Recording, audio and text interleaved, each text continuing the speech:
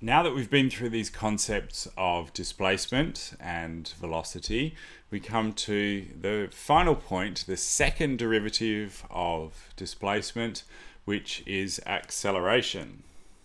And hopefully you're thinking to yourself, but that was one of the videos in the previous section of this course. We had Newton's law of acceleration, and you'd be exactly right. And acceleration is quite neat because acceleration provides this connection.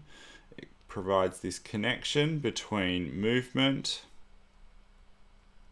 So acceleration describes the movement of a body through space, but it has the connection between movement and force. So I think the best way to comprehend or to understand acceleration is that when you drive a car, you have an accelerator. So you have that pedal in your car that if you push it, it makes the car go fast. So by pushing the accelerator on the car, effectively you are making the engine use energy. And if you think back to the last video, then you are making the car's speedometer increase. So you're giving the car some velocity.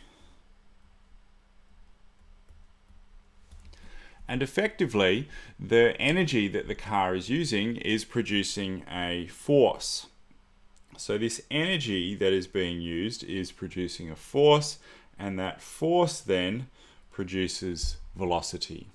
So acceleration provides this connection between force and movement, because if a force is applied to an object, just like Newton's law of acceleration describes, we have a movement. The body is accelerated. So there's this neat little connection here between force and movement that is provided by the description of acceleration.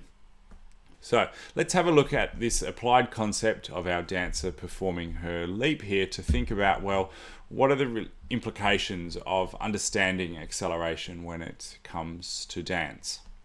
So at this point in the leap, we've got this neat little split leap jump where the dancer is probably right at the peak of her jump. Okay, she's hit the top peak of her jump. So in order to get up there, in order to have jumped up, we know now that she has to have produced a ground reaction force. And effectively that has then accelerated. So we've got an acceleration. So this causes an acceleration up, which means that we have a velocity. A velocity that has caused the dancer to move up.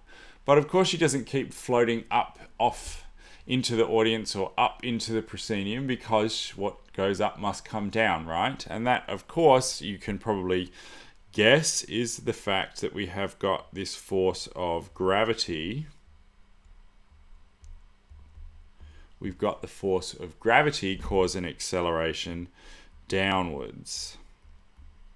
Acceleration downwards.